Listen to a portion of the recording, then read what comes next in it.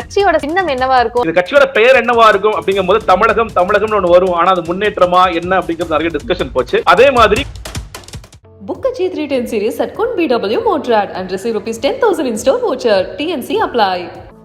Swastika Fresh Milk and Curd. இது நல்வாழ்வுக்கான நேரம்.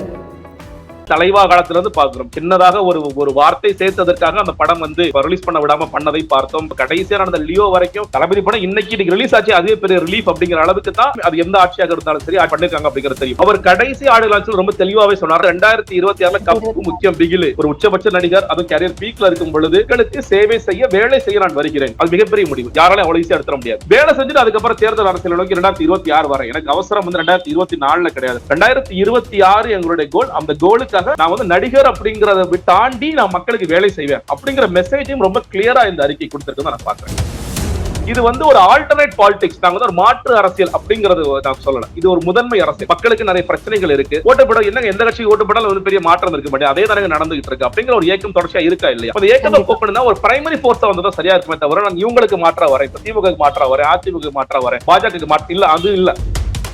ஒரே நாள்ல எல்லா பிரச்சனைக்கும் இன்னைக்கு தீர்வு சொல்ல போறீங்களான்னு கேட்டீங்கன்னா இல்ல. அதுக்காகத்தான் வந்து 2 வருஷத்துக்கு முன்னாடியே வரும். ஏன்னா தமிழ்நாட்டுல அன்றாடம் ஏதாவது ஒரு பிரச்சனை. இப்ப நீங்க வேங்கவேல் சம்பவம் ஒண்ணு பார்க்கிறோம். நீங்க மேல்பாதி கோயிலுக்குள்ள ஒரு சமூகம் நுழைய முடியாத சூழல் பார்த்துட்டு இருக்கோம். நீங்க வந்து சமூக நீதி அரசியல் நம்ம தொடர்ச்சியா தமிழ்நாடு சமூக நீதியில சிறந்து விளங்குதுன்னு சொல்லலாம். தலித்துகளுக்கு எதிரான கொடுமைகள் நடந்துட்டு இருக்கிற ஒரு பக்கம் பார்த்துட்டே தான் இருக்கும். அதற்கெல்லாம் தீர்வுகள். அப்ப அது எல்லாமே இன்னைக்கு நடந்துருமா? இன்னைக்கே நீங்க உங்க எலெக்ஷன் மேனிஃபெஸ்டோ சொல்லிருவீங்களா? இன்னைக்கே உங்களோட கொள்கை விளக்கு குறிப்பு கொடுத்துக்கலாம் இல்ல. அம்பேத்கரை படி, பெரியாரை படி, காமராஜரை படி. எங்களுக்கு வந்து இந்த புத்தகங்கள்லாம் படிங்க, அந்த லைப்ரரி ஆரம்பிக்கிறோம். அதை சொல்றதை விட முன்ன விட நான் இப்ப நிறைய படிக்கிறேன், நான் பல விஷயங்களை வந்து உள்வாங்கிக்கிறேன் அப்படிங்கிற விஷயங்களை சொல்ல வெளிப்படையா சொல்றாரு அவர். நீங்க வந்து அரசு பள்ளிகள் குறித்து பெருமையா பேசுறோம். நம்ம வந்து கல்வியில முதல் மாநிலம் சொல்லி மார்த்தட்டி கொள்றோம். அதெல்லாம் பண்ணிட்டு இருக்கோம். 90% பள்ளிகள் அரசு பள்ளிகள் 100 குழந்தைகளுக்கு கம்மியான படிச்சுட்டு இருக்காங்க அப்படிங்கிறது ஒரு மோசமான டேட்டா பாக்குறேன். கல்வியில முன்னேறிய மாநிலமாக இருந்தால் அரசு பள்ளிகளை நோக்கி இன்னும் அதிகமான மாணவர்கள் இருந்திருக்கு. ஒவ்வொரு முறையும் நம்ம அரசு ஆஸ்பத்திரி, அரசு மருத்துவமனைகளுக்கு போயிட்டு வரும்போது நிறைய குறைகள் சொல்றோம். கல்வியும் மருத்துவமும் நிச்சயமாக நம்மளோட கீ போக்கஸா இருக்கும் அப்படிங்கிறதும். அது மட்டும் இல்லாம கிளாமக்க பேருந்து நிலையம் வந்துருச்சு. ஒரு அவசியமான திட்டம் இருக்கலாம். அதை ஒழுங்கா இம்ப்ளிமெண்ட் பண்ணிருக்கோமா? மக்களுக்கு இருக்க குறை என்ன? இம்ப்ளிமெண்டேஷன் சரியில்லைங்க. பஸ் ஸ்டாண்டு கட்டிடும், அதுக்கப்புறம் தான் மக்கள் எப்படி போவாங்கன்னு யோசிக்கிறோம். நீங்க மக்கள் வரி பணத்துல கட்டின ஒரு சவர் அசால்ட்டா இடிச்சு தள்ளுறோம். இது முன்னாடி நமக்கு தெரியாதா? ஒரு ட்ரையல் ரன் கூட பார்க்காம ஒரு பெரிய பஸ் ஸ்டாண்டை கட்டி பஸ் ஸ்டாண்ட் மக்களுக்கு திறக்கிறோமா? இது ரொம்ப அவலமா இல்லையா? இன்னைக்கு வந்து தளபதி கிட்ட இருந்து ஒரு செம ட்ரீட்னு தான் சொல்லணும். எல்லா தளபதி ஃபேன்ஸ்க்கு மக்களுக்குமே இது ஒரு பெரிய சந்தோஷமான விஷயமா தான் பார்க்கப்படுது.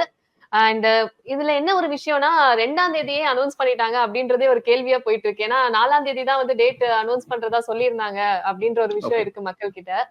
சோ இதுக்கான காரணம் என்ன சார் இன்னைக்கு இத பத்தி அனௌன்ஸ் பண்ணது? நிச்சயமாங்க. அதாவது உங்களுக்கு தெரிஞ்சிருக்கும், ஜனவரி 25 வந்து பொதுக்குழு கூட்டம் நடந்துச்சு. அந்த பொதுக்குழு கூட்டத்துல தலைவராக தளபதி தேர்ந்தெடுக்கப்பட்டாங்க. பொதுச் செயலாளர், பொருளாளர், இன்னும் கொஞ்சம் பொறுப்புகள்லாம் அன்னைக்கு போட்டிருக்கோம். சோ அதற்கு பிறகு அதுக்கு ப்ராசஸ் இருக்கு. எலெக்ஷன் கமிஷன்ல பதிவு செய்யறதுக்கான ப்ராசஸ் இருக்கு. அந்த ப்ராசஸ்க்கு வந்து இத்தனை பேர்ட்ட கையெழுத்து வாங்கணும், அதுக்கு இவ்வளவு டைம் இருக்கு அப்படிங்கிறது இருக்கு. சோ அதுக்கான ப்ராசஸ்ல முடிஞ்சோன்னா சோ பதிவு செய்யறதுக்கு இன்னைக்கு கொண்டு போய் எலெக்ஷன் கமிஷன்ல கொடுக்கலாம் அப்படிங்கறதா இன்றைய அஜெண்டா. சோ அந்த அஜெண்டா படி இன்னைக்கு சக்சஸ்ஃபுல் எலெக்ஷன் கமிஷனுக்கு போயாச்சு. சோ போயிட்டு இன்னைக்கு வந்து தமிழக வெற்றி கழகம் பதிவுக்கான ஆரம்ப கட்ட, அதாவது அந்த என்ட்ரி கிடைக்கிறதுக்கான முதல் வேலையா இன்னைக்கு ஆரம்பிச்சிட்டோம் அப்படிங்கறதா சொல்லணும். சோ இந்த ப்ராசஸ் கொஞ்ச நாள் போகும். அவங்க கொஞ்சம் queries எல்லாம் இருந்தா கேட்பாங்க. அதெல்லாம் கேட்டு முடிச்சு தமிழக வெற்றி கழகமாக மக்கள்கிட்ட கொண்டு போய் கூடிய விரைவில் இது சேர்க்கப்படும் அப்படிங்கறதா இன்றைய செய்தி. கண்டிப்பா சார். ஏன்னா பேரே வந்து வெற்றி அப்படின்றதே மக்களுக்கு ரொம்ப சந்தோஷமான ஒரு விஷயமா தான் இருக்கு. என் தளபதியோட ஃபர்ஸ்ட் படமுமே வெற்றி தான். சோ இந்த பேர் காரணம் என்ன? அதுக்கான ஆலோசனைகள் எல்லாம் நடந்ததா? கண்டிப்பாங்க. அதாவது இன்னைக்கு வந்து எல்லாருடைய கேள்வி என்னவாக இருக்கும்னு கேட்டீங்கன்னா, ஒரு கட்சி பெயர் அப்படின்னா இது எதை வந்து முன்னிறுத்த போகுது? இப்ப நமக்கு தெரியும், ஏற்கனவே திராவிட முன்னேற்ற கழகம் இருக்காங்க, இங்க வந்து காங்கிரஸ் இருக்காங்க, பாஜக இருக்காங்க, பாட்டாளி மக்கள் கட்சி இருக்காங்க. ஒவ்வொரு கட்சியிலும் ஒரு கட்சி பெயர்ல ஒரு இன்ஃபர்மேஷன் இருக்கும். இப்ப திராவிடர் அப்படிங்கிற நிறைய திராவிட கட்சிகள் அப்படின்னு பார்க்கும் பொழுது நம்ம திராவிட இயக்கத்தோட பின்புலத்துல இருந்து வந்திருப்பாங்க. அதே மாதிரி இந்த 4 மாநிலங்கள் திராவிட மொழி பேசும் மக்களுக்கான கட்சி அப்படிங்கிற மாதிரி இருக்கும். பாட்டாளி கட்சினா பாட்டாளிகளுக்கான கட்சி, விடுதலை சிறுத்தைகள் கட்சி அப்படி ஒவ்வொரு கட்சிகள் இருக்கு.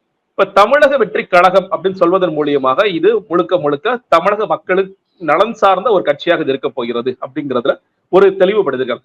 இன்னொன்று அந்த அறிக்கையை நீங்க பார்த்திருக்கலாம். அந்த அறிக்கையில பேசும் பொழுதே மாநில உரிமைகள் சார்ந்து பேச போகின்ற கட்சியா, பெடரல் ஸ்ட்ரக்சருக்கு முக்கியத்துவம் கொடுக்க போகின்ற கட்சியாக இது இருக்க போகிறது அப்படிங்கிற ஒரு இன்ஃபர்மேஷன் கூட வந்திருக்கு. பல நேரங்கள்ல அந்த புதிய கட்சிகளை ஆரம்பிக்கும் போது சொல்றப்ப கேட்கப்படுகிற விஷயங்கள் என்ன, நீங்க என்ன ஊழல் ஒழிப்புக்கு ஒரு கட்சியா, ஜென்ரலாவே அதான் ஒரு யங்ஸ்டர்ஸோட வாக்குகளை கவர்றதுக்காக நீங்க வந்து ஆன்டி கரப்ஷன் மூவ்மெண்ட் எடுத்துட்டு வர ஒரு கட்சியா, மற்ற விஷயங்கள் குறித்து நீங்க பேசுவீங்களா அப்படின்னு பேசும் பொழுது இந்த கழகம் அப்படிங்கிற வார்த்தைகள் மூலியமாகவும் நாங்க வந்து நிர்வாக சீர்கேடு, ஊழல், அதே மாதிரி இந்த பிளவுபட்ட அரசியல், மத பிளவுகள், இந்த மாதிரி ஜாதிய பிளவுகள் இதெல்லாம் இல்லாத ஒரு கட்சியாக இருக்கும் அப்படிங்கும் போது எல்லா விஷயங்களும் அட்ரஸ் பண்ற, சமூக நீதி அட்ரஸ் பண்ற, இடஒதுக்கீடு பிரச்சனைகளை அட்ரஸ் பண்ற, தமிழக மக்களுடைய அன்றாட வாழ்வியல் பிரச்சனை, வாழ்வாதார பிரச்சனையை அட்ரஸ் பண்ற ஒரு கட்சியாக இது இருக்கும் அப்படிங்கிறதுக்காக தமிழக வெற்றி கழகம். வெற்றி அப்படிங்கிறது மக்கள் நிச்சயமாக கொடுப்பாங்க அப்படிங்கிற ஒரு நம்பிக்கை முழுசா இருக்கு. அதற்கு இன்னொன்னு கேட்டீங்கன்னா, பல நேரங்கள்ல இப்ப இந்த நடிகர்கள் வந்து அரசியலுக்கு வரும் பொழுது உடனடியாக அந்த வெற்றி கிடைத்திருமா அப்படிங்கிற ஒரு கேள்வி எழுப்பப்பட்டு கொண்டே இருக்கும். நீங்க அதுக்காக தான் இந்த காலம் நமக்கு தேவை. இந்த 2 வருடம் அப்படிங்கிறது மக்களுக்காக நான் சேவை செய்ய போகின்ற காலம். உங்களுக்கே தெரிஞ்சிருக்கும், இன்னைக்கு வந்து தளபதி எந்த கேரியர் பீக்ல இருக்காரு அப்படிங்கிறது தெரியும். இன்னைக்கு வந்து எம்ஜி இருக்கக்கூடிய ஒரே நடிகராக இருக்காரு. அவருடைய சம்பளம் என்னங்கிறது தெரியும். எவ்வளவு உயர்ந்த இடத்துல இருக்காரு. இப்ப அவருடைய திரைப்படம் திரைக்கு வர்றது, மற்றவர்களுடைய திரைப்படம் திரைக்கு வரும்போதும் இருக்கிற அந்த கூட்டம் எல்லாம் நமக்கு தெரியும். அதையெல்லாம் விட்டுட்டு மக்களுக்கு சேவை செய்ய ஒருத்தர் வர்றாரு அப்படிங்கிறது ஒரு பெரிய விஷயம் தான் நான் பார்க்கிறேன். நீங்க வந்து ஒரு உச்சபட்ச நடிகர், அதுவும் கேரியர் பீக்ல இருக்கும் பொழுது இந்த வயதுல வருவது, அதே நேரத்துல மக்களுக்கு சேவை செய்ய, வேலை செய்ய நான் வருகிறேன், 2 வருடங்களுக்கு நான் வேலை செய்வேன், வேலை செஞ்சுட்டு அதுக்கப்புறம் தேர்தல் அரசியல் நோக்கி 2026 வரேன். எனக்கு அவசரம் வந்து 2024 கிடையாது, 2024 என்னோட போக்கஸ்ல கிடையாது. நாங்க யாருக்கும் ஆதரவும் கொடுக்க போறது கிடையாது. நாங்க வந்து எந்த கட்சிக்கும் வந்து நிக்க போறது கிடையாது. 2026 எங்களுடைய கோல். அந்த கோலுக்காக நான் வந்து நடிகர் அப்படிங்கிறத தாண்டி நான் மக்களுக்கு வேலை செய்வேன் அப்படிங்கிற மெசேஜையும் ரொம்ப கிளியரா இந்த அறிக்கை கொடுத்திருக்குன்னு நான் பாக்குறேன். கண்டிப்பா சார். சோ இப்ப இந்த அறிக்கை வந்ததுல இருந்தே வந்து இவரு 2026ல இவருடைய ஆட்சிக்கான ஒரு விஷயங்கள் வந்து மக்கள்கிட்ட நிறைய டிஸ்கஷன் போய்கிட்டு இருக்கு. சோ அப்படி பாக்குறப்ப இவர் கூட்டணி வச்சுப்பாரா மாட்டாரா அப்படின்ற ஒரு கேள்வியுமே பேசப்படுது. சோ இதை எப்படி பாக்குறீங்க? இல்லங்க, இதெல்லாம் டூ இயர்லின்னு நினைக்கிறேன். நீங்க ஒண்ணு யோசிச்சு பாருங்க. விஜய் அவர்கள் அரசியல் கட்சியை ஆரம்பிப்பாரு. நீங்க வந்து ஆடியோ லான்ச்ல எல்லாம் பூடகமா சொல்லிட்டே இருந்தாங்க. நம்ம நிறைய பேசணும், இந்த மாதிரி கண்டிப்பா அரசியல் கட்சி ஆரம்பிப்பாரு. சில பேர் அரசியல் ஆரம்பிக்க மாட்டாருங்க, இந்த மாதிரி நிறைய பேர் சொல்லிருக்காங்க ஆரம்பிக்க மாட்டாங்க. அப்படிங்கும் போது இது ரைட் டைம். அதே நேரத்துல நான் வந்து பொழுதுபோக்காக நான் செய்யல. அதே நேரத்துல ரொம்ப நான் காலம் தாழ்த்தி செய்யல. எல்லோருடைய யூகங்களுக்கும் நான் முற்றுப்புள்ளி வச்சு எந்த சச்சரவும் இல்லாம எந்த சர்ச்சைக்கும் போகாம நான் ரொம்ப தெளிவான முடிவு எடுத்திருக்கேன். அதுக்கு என்னுடைய தளபதிகளும் காத்துக்கிட்டு இருக்காங்க, எனக்கு வந்து ஒரு மக்கள் படையும் காத்துக்கிட்டு இருக்கு. அப்படிங்கிற அந்த நேரத்தை கரெக்டா சூஸ் பண்ணி பண்ணிருக்காரு. இப்ப அதனோட இன்னொரு நம்ம போக்கஸ் வந்து 2026 தான். அதுக்கு முன்னாடி 2024 நாடாளுமன்ற தேர்தல் இருக்கு. அந்த ரிசல்ட்ஸ் எப்படி இருக்கு போன்னு தெரியல. 2026 நம்ம கூட்டணி வைக்க போறோமா இல்லையா, அதுல கூட்டணி வச்சா யாரு வருவாங்க வரமாட்டாங்க, இதெல்லாம் டூ இயர்லி நினைக்கிறேன். இன்னொன்னு, இது வந்து ஒரு ஆல்டர்னேட் பாலிடிக்ஸ். நாங்க வந்து ஒரு மாற்று அரசியல் அப்படிங்கறது நான் சொல்லல. இது ஒரு முதன்மை அரசியல், இது ஒரு பிரைமரி போர்ஸா வரணும் அப்படிங்கறத அந்த அறிக்கையில இருந்து நாங்க பாக்குறது. ஒரு பிரைமரி போர்ஸா இந்த மக்களுக்கு ஒரு ஏக்கம் இருக்குது, மக்களுக்கு நிறைய பிரச்சனைகள் இருக்கு. ஏங்க இப்ப நம்ம ஒவ்வொரு வாட்டியும் பாக்குறோமே, மக்கள் ஓட்டு போடுறாங்க, ஓட்டு போட என்னங்க எந்த கட்சிக்கு ஓட்டு போடாலும் வந்து பெரிய மாற்றம் இருக்க மாட்டேன், அதே தானே நடந்துகிட்டு இருக்கு அப்படிங்கிற ஒரு ஏக்கம் தொடர்ச்சியா இருக்கா இல்லையா? அந்த ஏக்கத்தை போக்கணும்னா ஒரு பிரைமரி போர்ஸா வந்ததான் சரியா இருக்குமே தவிர நான் இவங்களுக்கு மாற்றா வரேன், இப்ப திமுக மாற்றா வரேன், அதிமுக மாற்றா வரேன், பாஜக மாற்ற இல்ல, அது இல்ல. ஒரு பிரைமரி போர்ஸா நம்ம உள்ள வரணும் அப்படிங்கறதா நம்மளுடைய நோக்கம். அந்த நோக்கத்திற்காகத்தான் இந்த கட்சி துவக்கப்பட்டுள்ளது. கண்டிப்பா சார், அது ரொம்ப தெளிவாவே அந்த அறிக்கையில இருந்ததுன்னு தான் பார்க்கப்பட்டது. இன்னொரு விஷயம், இவர் அரசியலுக்கு வந்தா முதல்ல என்ன திட்டம் கொண்டு வருவாரு அப்படின்ற ஒரு டிஸ்கஷனும் இருக்கு. சோ என்னவா இருக்கும்? ஏன்னா அதை பத்தி நிறைய நீங்களும் பேசியிருப்பீங்க. ஆமா ஆமா இல்லங்க, இப்ப நீங்க ஏற்கனவே மக்கள் இயக்கமாக, விஜய் மக்கள் இயக்கமாக இருந்தது, என்னென்ன வேலைகள் செய்துட்டு இருக்கு அப்படிங்கிற உங்களுக்கு ஏற்கனவே தெரியும். இப்ப வந்து தொடர்ச்சியாக பிளட் டொனேஷன் கேம்ப்ஸ், குருதியகம் அப்படிங்கிற பிளட் டொனேஷன் கேம்ப்ஸ் நடந்துகிட்டே இருக்கு அப்படிங்கிறத பாக்குறோம். அதே மாதிரி ஒவ்வொரு தொகுதியிலையும், மாவட்டம் அல்ல ஒவ்வொரு தொகுதியிலையும் 10th plus 2லையும் முதல் 2, 3 இந்த 3 ரேங்க் வாங்கினவங்களை தேர்ந்தெடுத்து அவர்களுக்கு பரிசும் பாராட்டும் நடந்துச்சுங்கிற பாக்குறோம். முதல்ல வந்த அந்த குழந்தைக்கு வந்து வைர நெக்லஸ் கொடுத்தாங்க அப்படிங்கிற பாக்குறோம். அவர்களை ஊக்குவிக்கிற விதமா நடந்துச்சு. ஒவ்வொரு ஊர்லயும் நிறைய ஊர்கள்ல சாயந்தரம் ஈவினிங் டியூஷன்ஸ் நடந்துகிட்டு இருக்கு. அதே மாதிரி பொருளாதாரத்தில் பின்தங்கிய மாணவர்களுக்கு இந்த முட்டை, பால் போன்ற விஷயங்கள் கொடுக்கறது நடந்துகிட்டு இருக்கு. கல்வி உதவித்தொகை போன்ற விஷயங்கள் நடந்துகிட்டு இருக்கு. இப்ப லைப்ரரி ஆரம்பிச்சிருக்கும், லைப்ரரி வந்து சக்சஸ்ஃபுல்லா போயிட்டு இருக்கு, நிறைய ஊர்களில் நடந்துகிட்டு இருக்கு. இதெல்லாம் பாக்குறோம். அதே நேரத்துல இந்த தொண்டர்களை அரசியல் மயப்படுத்துற விஷயமாக இந்த தலைவர்களுடைய பிறந்த நாள், நினைவு நாளுக்கு நீங்க போய் அவர்களுடைய மரியாதை செய்யுங்க, அவங்களுக்கு மாலை போடுங்க, மரியாதை செய்யுங்க, அவர்கள் குறித்த புத்தகங்களை படிங்க. நீங்க வந்து இந்த பரிசளிப்பு விழா, அந்த கல்வி உதவித்தொகை கொடுக்கும் பொழுது கூட அதுல கூட தளபதி அவர் சொன்னது அம்பேத்கரை படி, பெரியாரை படி அப்படிங்கிற, காமராஜரை படி, இந்த 3 விஷயங்களை சொன்னார் அப்படிங்கிற பார்க்கிறோம். சோ இதெல்லாமே வந்து ஒரு பக்கம் அரசியல் மயப்படுத்த வேண்டிய அவசியம் இருக்கிறது. அதை நம்ம கம்ப்ளீட்டா செய்யறோம். ஏற்கனவே உதவிகள் வந்து நம்ம பண்ணிக்கிட்டு இருக்கோம். இப்போ அடுத்ததாக எதுல பிரைமரி போக்கஸா இருக்கு கேட்டீங்கன்னா, கல்வி குறித்த அவருக்கு நல்ல ஒரு பார்வை இருக்கு. நம்ம பாக்குறோம். இப்ப நேத்து கூட ஒரு டேட்டா ரிலீஸ் ஆயிருக்கு. இந்த டேட்டால என்ன சொல்றாங்கன்னா, கிட்டத்தட்ட தமிழ்நாட்டுல இருக்கிற அரசு பள்ளிகள் கிட்டத்தட்ட 90% மேற்பட்ட பள்ளிகள்ல வெறும் 100 குழந்தைங்க மட்டும் தான் படிக்கிறாங்க. நீங்க நம்ம வந்து அரசு பள்ளிகள் குறித்து பெருமையா பேசுறோம், நம்ம வந்து கல்வியில முதல் மாநிலம்லாம் சொல்லி மார்த்தட்டி கொள்றோம், அதெல்லாம் பண்ணிட்டு இருக்கோம். 90% பள்ளிகள் அரசு பள்ளிகளை 100 குழந்தைகளுக்கு கம்மியா தான் படிச்சுட்டு இருக்காங்க அப்படிங்கிறது ஒரு மோசமான டேட்டா பாக்குறேன். நீங்க வந்து ஒரு பக்கம் நீங்க கல்வியில முன்னேறிய மாநிலமாக இருந்தால் அரசு பள்ளிகளை நோக்கி இன்னும் அதிகமான மாணவர்கள் இருந்திருக்கும். ஒவ்வொரு முறையும் நம்ம அரசு ஆஸ்பத்திரி அரசு மருத்துவமனைகளுக்கு போயிட்டு வரும்போது நிறைய குறைகள் சொல்றோம். இப்ப கல்வியும் மருத்துவமும் நிச்சயமாக நம்மளோட கீ போக்கஸா இருக்கும் அப்படிங்கிறதும், அது மட்டும் இல்லாம நீங்க அதுக்கு ஏற்ற மாதிரி பசங்களுக்கு ஒரு நல்ல ஒரு ஒரு வாழ்வு கிடைக்கணும் அப்படிங்கறத நோக்கி நம்ம பயணிக்கிறோம் அப்படிங்கறத நான் பிரைமரி போக்கஸா பாக்குறேன். Super sir. ஏன்னா ரொம்ப தெளிவான ஒரு கிளாரிபிகேஷனா இருந்தது இது. இப்ப வந்து மக்கள் வந்து தளபதி கிட்ட இருந்து நிறைய விஷயங்கள் எதிர்பார்ப்பாங்க. அதே மாதிரி தளபதி வந்து அவருடைய தொண்டர்கள் கிட்ட வந்து நிறைய விஷயங்கள் எதிர்பார்ப்பாரு இல்லையா? அவருடைய டிஸ்கஷன்லயுமே சொல்லியிருப்பாரு. இந்த மாதிரி திட்டங்கள்லாம் நம்ம கொண்டு வரணும் மக்களுக்கு. சோ அவருடைய வந்து மனசுல இருக்க விஷயங்களை எப்படி ஷேர் பண்ணிக்கிட்டாரு உங்ககிட்ட எல்லாம்? சோ இந்த மாதிரிலாம் நம்மளுடைய ஆட்சி இருக்க போகுது அப்படின்றதெல்லாம். இல்லங்க, அதெல்லாம் இன்னும் அதான் சொல்றேன். அதெல்லாம் இன்னும் கொஞ்சம் நிறைய கூட்டங்கள்லாம் நடக்க வேண்டிய அவசியம் இருக்கிறது. இப்பக்கு என்னன்னு கேட்டீங்கன்னா, விங்ஸ் எல்லாம் நிறைய போட்டிருக்கோம். நம்ம வந்து லீகல் விங், மகளிர் அணி, இளைஞர் அணி போன்ற விஷயங்கள்லாம் இருக்கு. அதெல்லாம் வந்து வெளியே வரணும். என்னன்னு கேட்டீங்கன்னா, இதெல்லாம் பதிவு செஞ்சுட்டு ஒரு ப்ராப்பரா வரணும் அப்படிங்கறதா நம்மளுடைய ஆசை. அது வந்து எல்லாருக்கும் தெரிவிக்கும் பொழுது அது ஒரு சரியான அணியாக இருக்கணும். அந்த அணிக்கான பணிகள் என்னவாக இருக்கணும் அப்படிங்கறத இன்னைக்கு இப்ப தளபதி அவருக்கு இயல்பா கிடைச்சிருக்க விஷயம் பாத்தீங்கன்னா, நமக்கு வந்து அவர் ஒரு கல்ட் அப்படிங்கறது நம்ம யாரும் மறுக்கவே முடியாது. ஒரு பெரிய கல்ட் ஃபிகரா இருக்காரு. அவருக்கு இயல்பாகவே இப்ப நீங்க பாக்குற இப்ப நான் காலையில இருந்து நிறைய ஊடகங்களை பேசிட்டே இருக்கிறோம். நம்ம செய்தி தொடர்பாளர்கள் இருக்கும், எல்லா ஊடகங்களையும் பங்கெடுத்து பேசிட்டு இருக்காங்க. அந்த ஊடக பலம் அப்படிங்கிறது அவருக்கு இயல்பாகவே இருக்கிறது. தொண்டர் படையுங்கிறது அது மக்கள் இயக்கமாக இருக்கும் பொழுதே எவ்வளவு வேலைகள் பணிகள் செஞ்சுட்டு இருக்காங்க அப்படிங்கிறது தெரியும். இப்ப அடுத்ததாக செய்ய வேண்டிய கேட்டீங்கன்னா, இந்த கொள்கைகளை வந்து மக்கள்கிட்ட கொண்டு போய் ரீச் பண்றது. ஒவ்வொரு விஷயத்திலும் நிலைப்பாடுகள் என்ன, இந்த பிரச்சனைக்கு நிலைப்பாடு, அந்த பிரச்சனைக்கு நிலைப்பாடு என்ன, இது எல்லாமே இது போக போகதான் நடக்கும். நீங்க வந்து இப்போ ஒரே நாள்ல எல்லா பிரச்சனைக்கும் இன்னைக்கு தீர்வு சொல்ல போறீங்களான்னு கேட்டீங்கன்னா இல்ல. அதுக்காகத்தான் வந்து 2 வருஷத்துக்கு முன்னாடியே வரும். ஏன்னா தமிழ்நாட்டுல அன்றாடம் ஏதாவது ஒரு பிரச்சனை. இப்ப நீங்க வேங்கவேல் சம்பவம் ஒண்ணு பார்க்கிறோம். நீங்க மேல்பாதி கோயிலுக்குள்ள ஒரு சமூகம் நுழைய முடியாத சூழல் பார்த்துட்டு இருக்கோம். நீங்க வந்து சமூக நீதி அரசியல் நம்ம தொடர்ச்சியா தமிழ்நாடு சமூக நீதியில சிறந்து விளங்குதுன்னு சொல்லாலும் தலித்துகளுக்கு எதிரான கொடுமைகள் நடந்துட்டு இருக்கிறது ஒரு பக்கம் பார்த்துட்டே தான் இருக்கும். அதற்கெல்லாம் தீர்வுகள் இந்த மாதிரி எல்லா பிரச்சனைகளுக்கும் எதை நோக்கி நாம் பயணிக்கிறோம்னா தீர்வை நோக்கி நம்ம பயணிக்கிறோம். அப்ப அது எல்லாமே இன்னைக்கு நடந்துருமா? இன்னைக்கே நீங்க உங்க எலெக்ஷன் மேனிஃபெஸ்டோ சொல்லிருவீங்களா? இன்னைக்கே உங்களோட கொள்கை விளக்கு குறிப்பு கொடுத்துக்கலாம்? இல்ல. இது எல்லாமே கொஞ்சம் கொஞ்சமாக ஒவ்வொரு பிரச்சனையிலும் தீர ஆராய்ந்து அதற்கான ஆராய்ந்து அந்த வேலைகள் நடந்திருக்கு. அந்த தீர்வுகளை எப்ப வரும்னா போக போகதான் வரும். அதெல்லாம் வந்து தலைவர் அவங்க முடிவு பண்ணுவாங்க. அவங்க முடிவு பண்ணி எந்தெந்த நிலைப்பாடுகள் எப்ப சொல்லணும், எதை வந்து என்ன கொள்கைகள் எப்ப சொல்லணுங்கிறத நிச்சயமாக சொல்லுவாங்க.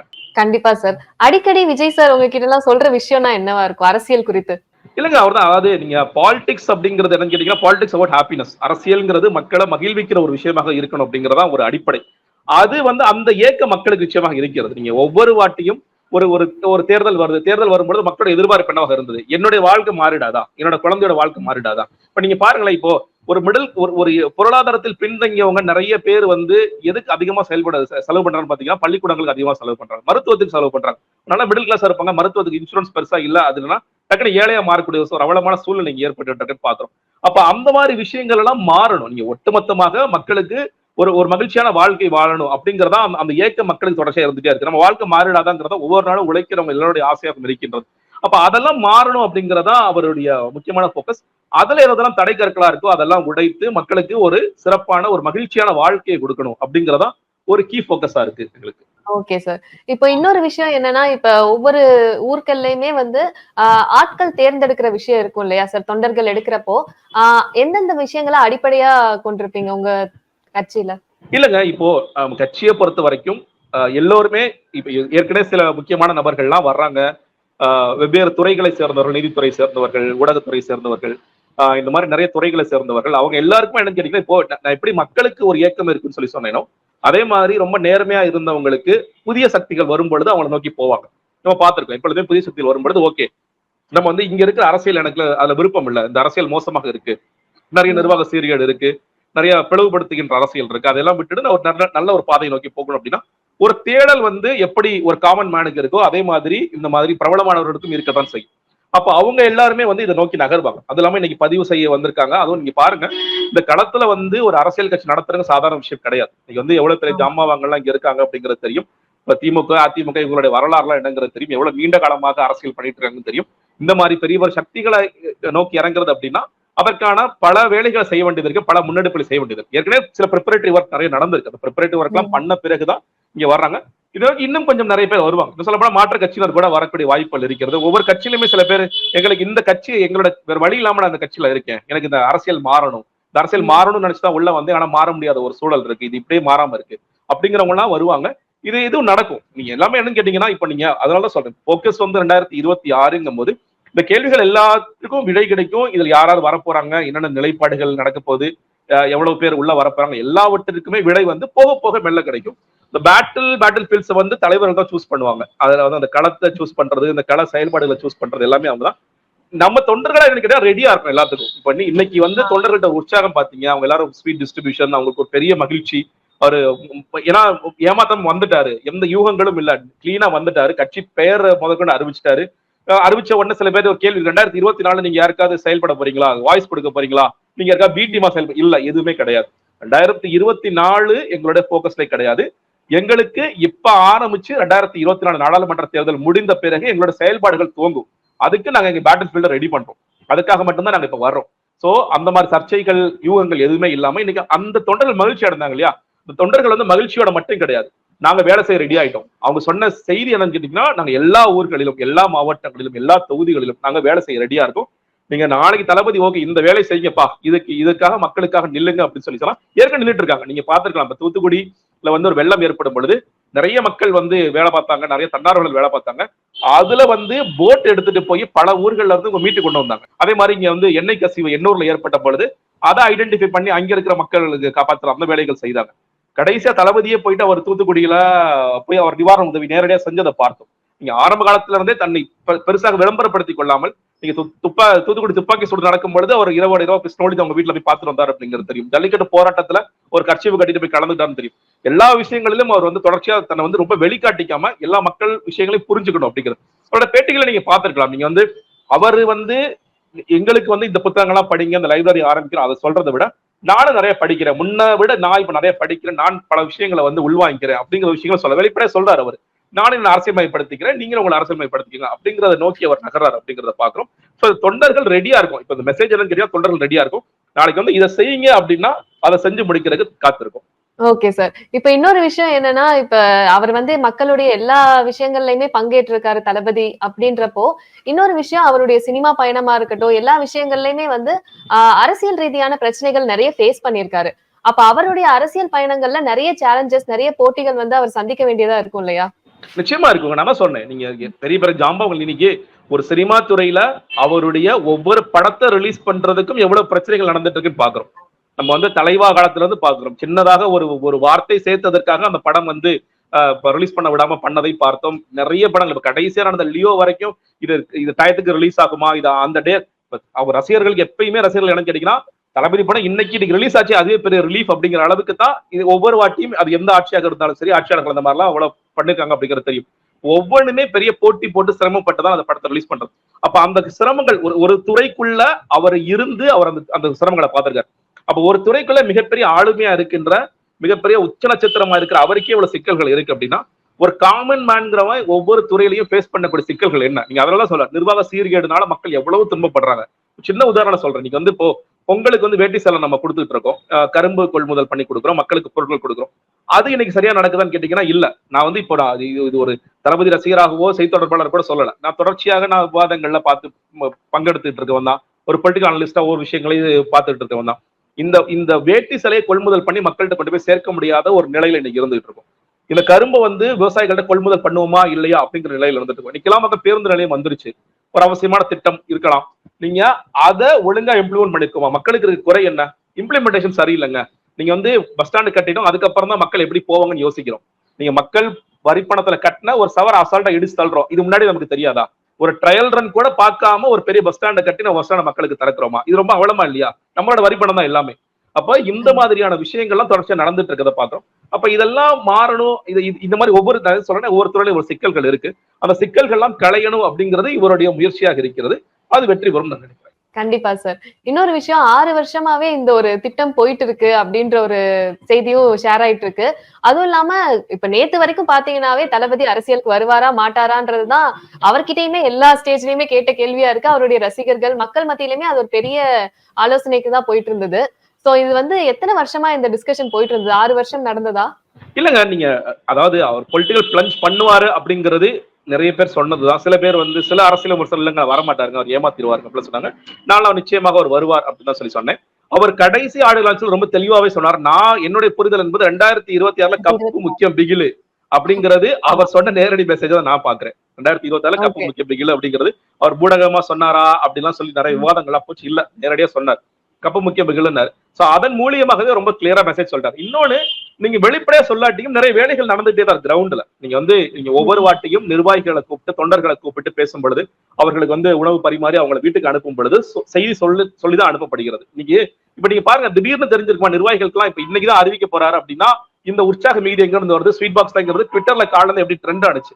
சோ இதெல்லாம் கரெக்டா இன்னைக்கு பண்ண போறாங்க அப்படிங்கிறது நிர்வாகிகளுக்கு நிச்சயமாக தெரியும், தொண்டர்களுக்கு தெரியும், மக்கள் இயக்கத்துக்கு தெரியும். இது கட்சியாக மாறப்போகிறது. கட்சியாக மாறுவதற்கு தளபதி முடிவு எடுத்துட்டாரு. நம்மளுடைய கோரிக்கை ஏற்று அவர் முன்னாடி வர்றாரு அப்படிங்கிறது நிச்சயமாக தெரியும். சோ ப்ரிப்பரேட்டரி ஒர்க் போயிட்டு தான் கொஞ்ச நாளா போயிட்டே இருக்கு. அவருக்கும் ரொம்ப அதை என்னன்னு கேட்டீங்கன்னா, அது எடுத்தோம் கவிழ்த்தோம்னு வரக்கூடாது, ஒரு பிளான்டா வரணும். மக்களுக்காக நல்லது செய்ய போறோம் அப்படிங்கும் பொழுது நிறைய சிக்கல்கள் தடங்கல்கள்லாம் வரும். அது ரொம்ப பிளான்டா வரணும், கிளீனா எக்ஸிக்யூட் பண்ணணும். அதுக்கு ஃபுல்லா நம்ம படையோட போகணும் அப்படிங்கறது ரொம்ப தெளிவான ஒரு முன் முயற்சியோட தான் போறோம், களத்துல இறங்குறோம் அப்படிங்கறதா இன்னைக்கு நமக்கு தெரிஞ்சுக்கிற செய்தி. ஓகே சார், இன்னொரு கடைசி கேள்வி. கண்டிப்பா அவர் இப்போ சினிமா பயணத்தை கண்டிப்பா ரசிகர்கள் மிஸ் பண்ணதான் செய்வாங்க. சோ அது அந்த மாதிரி ஒரு முடிவு எடுக்கிறதுக்கு தளபதியும் நிறைய யோசிச்சிருப்பாரு. பிளஸ் நீங்களுமே அதை பத்தி நிறைய பேசியிருப்பீங்க இல்லையா? கண்டிப்பாங்க. அது என்ன சொல்றது, ஒரு பெரிய வெற்றிடம் உருவாகும் தான் சொல்லணும். சினிமா துறையில பெரிய வெற்றிடம் தான் உருவாகும். இன்னைக்கு நம்ம பாக்குறோம், நிறைய இந்த புதிய திரைப்படங்கள் திரைப்படங்கள் வரும்பொழுது அதுல விஜய் அவர்களோட படங்கள்லாம் வரலாம். தியேட்டருக்கு ஆள் போறதே நம்ம தீபாவளியும் பார்த்தோம், பொங்கலும் பார்த்தோம். மக்கள் வேற ரசிகர் வேற நடிகர்களுக்கு எவ்வளவு பேர் போறாங்க அப்படிங்கிறது எனக்கு பெரிய கேள்விக்குறியா இருக்கு. ஆனா அதே நேரத்துல இப்ப லியோ வரும் பொழுது எவ்வளவு கூட்டம் நடந்தது பார்த்தோம். முதல் நாள் கலெக்ஷன் மட்டும் எவ்வளவுங்கிறத பார்த்தோம். சினிமா துறைக்கு பெரிய வெற்றிடம் ஏற்படும். நிறைய திரையரங்குகள் காலி கூட ஆகலாம். இது திரையரங்குகள் இல்ல வேற வழி கிடையாது, விஜய் மாதிரி ஒருத்தர் போயிட்டார் அப்படின்னா அந்த இடத்தை நிரப்புறதுங்கிறது ரொம்ப சாதாரண விஷயம் கிடையாது அப்படிங்கிறது அவர்களுக்கும் தெரியும். ஆனா நம்ம யோசிக்க வேண்டியது என்னன்னு கேட்டீங்கன்னா, ஒரு என்டர்டைனரா நான் இவ்வளவு நாள் மக்களை மகிழ்விச்சுட்டு இருந்தேன். ஒரு என்டர்டைனரா என்னால என்ன செய்ய முடியுமோ செஞ்சுட்டு இருந்தேன். இன்னைக்கு அது மட்டும் பத்தாது, நான் அடுத்த நிலைக்கு போகணும். ஒரு என்டர்டைனரா மக்களை எவ்வளவு சந்தோஷமா வச்சிருந்தேனோ அதே மாதிரி ஒரு அரசியல்வாதியாகவும் என்னால் மக்களை சந்தோஷப்படுத்த முடியும் அப்படிங்கறத அவரிடத்திற்கு முடிவு. அதற்காக சில தியாகங்கள் செய்கிறார். ஆம், என்ன பொறுத்த வரைக்கும் தியாகங்கள் செய்கிறார். ஒரு உச்சபட்ச நட்சத்திரமாக இருந்தவர் ஒரு பெரும் கோடிகள்ல சம்பாதிக்கக்கூடிய கெப்பாசிட்டி இருக்கிறவர் இல்ல, மக்களுக்காக நான் விட்டுட்டு சேவை செய்ய முழுசான களத்துல இறங்கி வர்றேன் அப்படிங்கிற முடிவு எடுக்கிறார். அது மிகப்பெரிய முடிவு, யாராலும் அவ்வளவு ஈஸியா எடுத்துட முடியாது. நிறைய பேர் சொன்னது என்ன கேட்டீங்கன்னா, அவர் தான் இவ்வளவு சம்பாதிக்கிறார், அவர் எப்படிங்க பணத்தை விட்டுட்டு வருவாருன்னு கேள்வி கேட்டாங்களா இல்லையா? இன்னைக்கு அதுக்கு பதில் சொல்லியிருக்காரு. எனக்கு மக்களின் சேவை முக்கியம் அப்படிங்கிறத ரொம்ப தெளிவாக இந்த பதில் சொல்லித்தான் நான் பார்க்கிறேன். கண்டிப்பா சார், ரொம்ப தெளிவான ஒரு பதிலா தான் இருந்தது அது. இன்னொரு கேள்வி என்னன்னா, கட்சியோட சின்னம் என்னவா இருக்கும் அப்படின்ற ஒரு கேள்வி இருக்கு. நீங்க இந்த கட்சியோட பெயர் என்னவா இருக்கும் அப்படிங்கும் போது தமிழகம்னு ஒண்ணு வரும். ஆனா அது முன்னேற்றமா என்ன அப்படிங்கிறது நிறைய டிஸ்கஷன் போச்சு. அதே மாதிரி கொஞ்சம் வெயிட் பண்ணுங்க, அதுவும் நிச்சயமா வரும். அது வரைக்கும் கொஞ்சம் நம்ம கெஸ் பண்ணிட்டே இருக்கு. அதுவும் கூடிய விரைவில் அது உங்களுக்கு எல்லாருக்கும் தெரிவிக்கப்படும். அபிஷியலாவே தெரிவிக்கிறோம் நாங்க. ரொம்ப நன்றி சார், உங்களுடைய டைம் கொடுத்து எங்ககிட்ட இவ்வளவு நேரம் டிஸ்கஸ் பண்ணதுக்கு. ரொம்ப தெளிவா பேசியிருந்தீங்க. எல்லா விஷயம் உங்களுக்கு ஒரு தெளிவான பதில் கிடைச்ச மாதிரி இருக்கு. ரொம்ப நன்றி உங்களுடைய நேரத்துக்கு. நன்றி. Book a G310 series at BW Motrad and receive ₹10,000 in store voucher. TNC apply. Swastika Fresh Milk and Curd. இது நல்வாழ்வுக்கான நேரம்.